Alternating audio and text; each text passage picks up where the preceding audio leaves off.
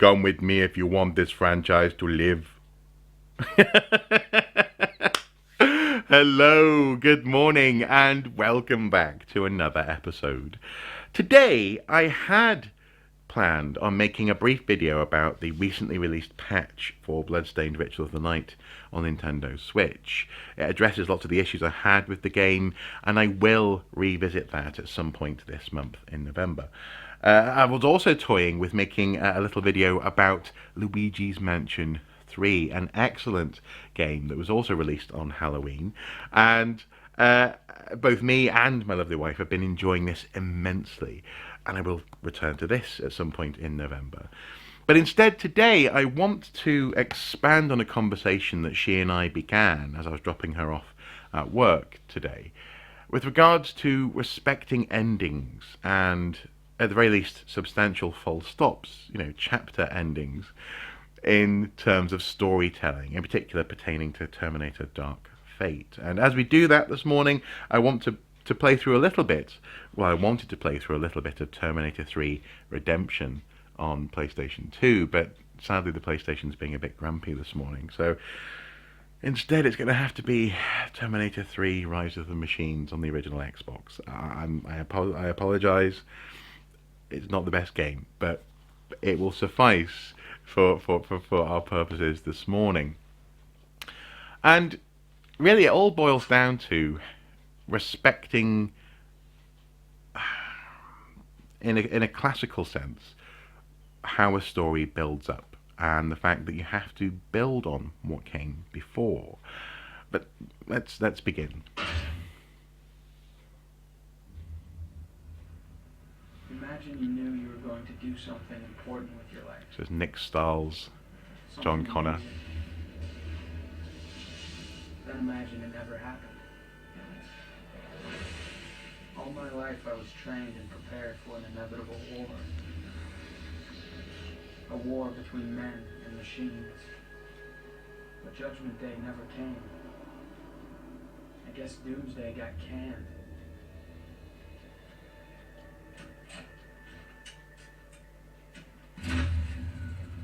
What a waste. What a waste indeed.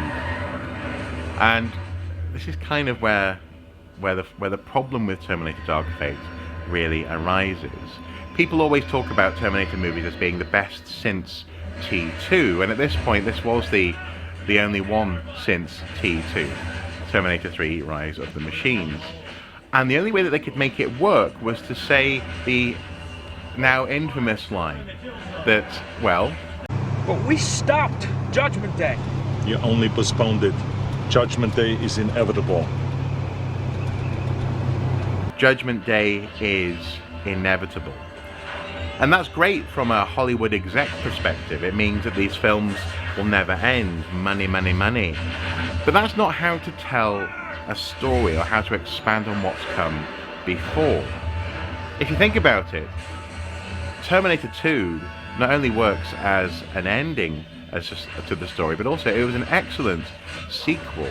Jim Cameron is the master in some ways, or certainly was the master of sequels with Aliens and Terminator 2, because he understood that in a very 80s kind of way, the sequel, the 2, has to mean more, extra, additional.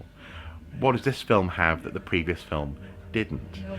And with Aliens, they ramped up the number of aliens, they ramped up the presence of Marines and weaponry, and they had a mini war unfold on LV-426. In Terminator 2, they had the crisis of who's the bad guy, and the fact that actually, goodness me, there's more than one Terminator sent back to begin with, and then, goodness me, one of the Terminators is actually protecting the target. This is amazing. It was different. It built on what came before, and crucially, it didn't try to dismiss it by, for example, building in this notion of Judgment Day is inevitable. There's nothing that you can do to avoid it. Now, this also makes me think of other storytelling properties. For example, obviously, Star Wars. Empire Strikes Back was not just building on Star Wars, but it was expanding on, and crucially telling you what the response to the actions that are unfolded in Star Wars was the Empire strikes back. It was agency on the part of the bad guys and a response to the heroes. Terminator 2 performs that function as well. It was a preemptive response, I guess you could say, but it was a response nonetheless to what happened in the first movie.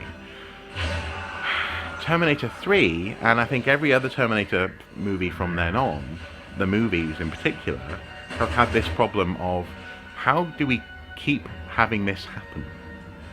How do we keep on having a story set in modern times, which is essentially, I guess, chosen because it's cheaper, I guess, to portray the story happening in modern times, whereby a Terminator is chasing someone, and there has to be peril, there has to be action sequences, and so on and so forth. Keeping it fresh is always going to be a problem, especially, and I think particularly because they ignore the full stops. Squad Yuma and Zulu evacuate the space and don't leave anything behind for Skynet. T-850, I've got your video feed. Are you receiving me? Affirmative. Off we go. Evacuate the base. Now, I have to say, I don't know how Arnie does this, because I can't see a thing on the screen. So, but ignoring the full stops is essentially the problem, and with Terminator, and not acknowledging potential endings. The fact that in Terminator 2, not only is it a sequel that builds on what came before, but actually Terminator 2 was possibly an ending. It has a deleted scene that had an elderly Sarah Connor reflecting on how they had been successful and how it had been worth it. The fight had been worth it. Oh, come on, punch the Terminator. There we go. Grab a gun. There we go.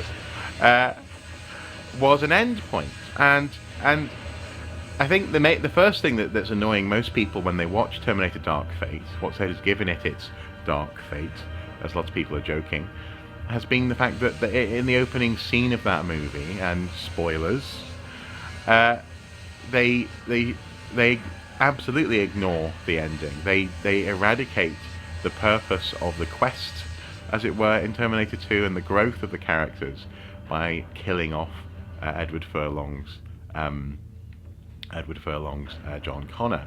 Now, that could have been, as I hinted in my sort of impressions video, that could have been quite powerful. I think it could have been really cool to actually have John Connor fundamentally compromised by his relationship with the Terminator, and for him to have been so happy to see the 101 model of the T-800 or something. You see what I mean? Have something more complicated.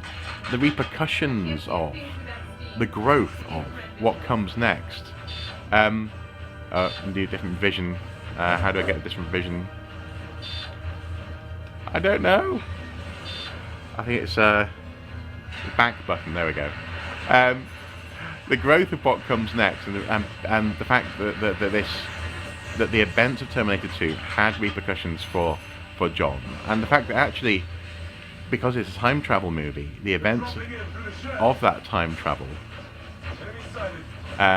were such that he became a different young man. He changed who he was by sending back a Terminator to protect himself. Could have been incredibly powerful, but as it is, or as it was, what they ended up doing was just having him turn around, get shot, and die inconsequentially, I suppose, as you might say, like a bitch. It was less than respectful. And then to have situations unfold whereby you have interviews, for example, with Tim Miller, where he's talking about what bothered him about the Terminator story was the Chosen One motif. And then in the same interview to turn around and say, well, I wanted to have someone who had been chosen by fate as the new leader, as opposed to chosen by birth. I mean, what's the difference? If it's a Chosen One story, then surely the issue is the fate or the destiny or the birth or what? I don't know. I really don't know what's going on. Already you see Jim sort of distancing himself a little bit from what's been going on with this movie, saying that it was a much less pleasurable experience than it was when he produced the Alita Battle Angel movie, and all in all, it's basically been acknowledged as a bit of a shit show. and it all begins and ends with begins and ends with, there we go, with the extent to which the writers and the filmmakers respect the story. Now, thinking about similar in this instance computer game franchises, we have, say, Gears of War. Gears of War has similar motifs to Terminator. It's very macho. It's very it's got the army elements. And when I say macho, obviously there are also female Gears as well. But you know what I mean? It's about guns. It's about the future. It's about a rusty, used, alternate future sci-fi kind of world. And in the first Gears of War game, there is essentially an ending. You beat the bad guys. You let off the light matter bomb or light mass bomb, and I think as with the original Terminator movie, and as with, for example, Star Wars, they made a solid ending because they didn't know what was come next, or if they would get to have a next. Oh, come on! This game really isn't very good. If they get to have a next. But when they did have a next, they built on it. They built on what came before. They built on it not only in terms of, for example, gameplay mechanics and what you could do in the game, but also, crucially, they had, as with Empire Strikes Back, the enemy... they had the enemy... the enemy's response to those events was crucial to that story. The fact that the first game, the first story, hadn't finished the fight. It had in fact escalated the fight. It had altered the people, their enemy's response to the humans, and the question was what was going to come next. I think at the beginning of Gears of War 2, people are once again on the edge. You know, they've been pushed back against the wall because the response was to the actions of the heroes in the first game. Now, this is also something else that we're seeing, for example, or a crisis that we're seeing. Oh, I was terminated. Crisis that we're starting to see, for example, in, I get 3 continues. Blimey, that sucks. In the Marvel movie universe. They've just created one of the biggest full stops, arguably, in cinematic history, with Avengers Endgame. And if they don't acknowledge that that was a full stop, it's not an end point, but it is the end of a chapter, definitely. If they try and rehash too much of it, I mean, there are some theories about the notion that Tony might have brought back Natasha Romanoff, Black Widow, and that's partly one of the reasons why he was so fundamentally compromised and brain dead at the end of that movie, is that he broke reality, and that's also how she maybe gets another movie. That's part of story, though, in that sense. It's not necessarily going to break those rules of building on what came before. It expands on what came before. But if not careful about how they manage this full stop, they could ruin things as well. And I think it's because people are sensitive to this stuff. I don't think it's about sexism. I don't think it's about necessarily, was it wokenator? I've seen that phrase being thrown around. Frankly, I think that's a bit pathetic, actually. I agree, yes, that sometimes the filmmakers aren't subtle in their stated agendas. That's true. But the issue in Terminator Dark Fate isn't skin color or the sex or the gender of the people in the movie. The issue is the fact that actually I don't think the movie can quite decide on what's the purpose of John Connor's death, for example, beyond, and unfortunately leaving people with the presumption that the purpose was to make room for a Mexican woman. And that's the shit show here. Is they didn't manage the storytelling. They just made it into something that could be seen as something that was purely shallow and political in that sense, driven in a way that has nothing and should have nothing to do with how you tell a story, an ongoing and interesting story.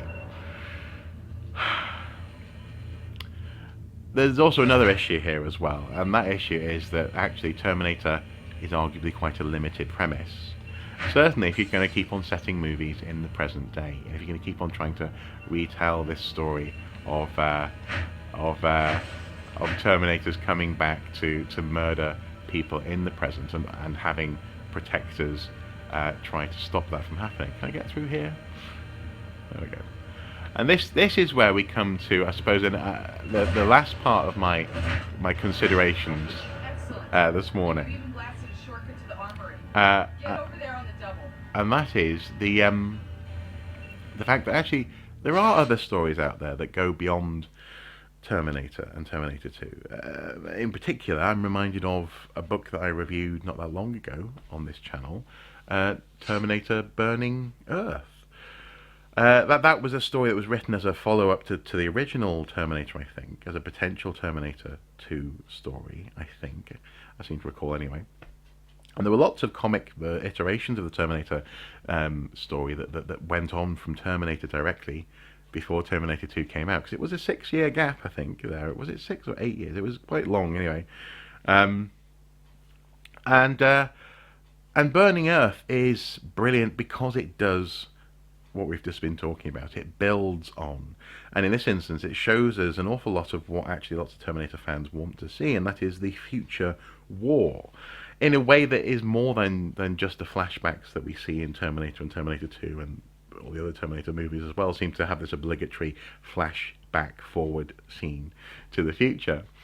It builds on it because it shows the repercussions and the emotional trauma of fighting in that war. At the beginning of that story, John Connor has been fighting the machines for 40 years, I think. We're 40 years into the war, at least. He's suicidal. He has his hope, or his desire to fight, rather, for humanity rekindled by seeing that other humans around him haven't lost their humanity and their hope and their desire to protect others. And the story goes on in a sort of a, no pun intended, endgame fashion in the last days of Skynet on Earth.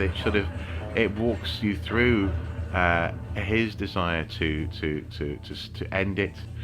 There's a wonderful moment where we are reminded of his physical resemblance to his mother, and also the fact that when he sees a reflection of himself in the screen of Skynet, essentially, or a screen in the computer room, you're sort of reminded that actually John has a very complicated relationship with this machine. This machine is one of its parents, or certainly is responsible for him existing, in so much as his father was sent back in time and he was born because of the Time War, because of the Terminator War and the time travel element that came out of it.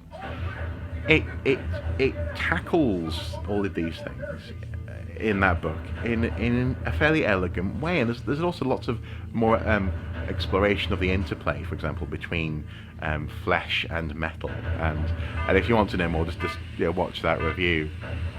Leave the armory. Okay, how do I leave the armory? I need to find the door. It's going to be over here.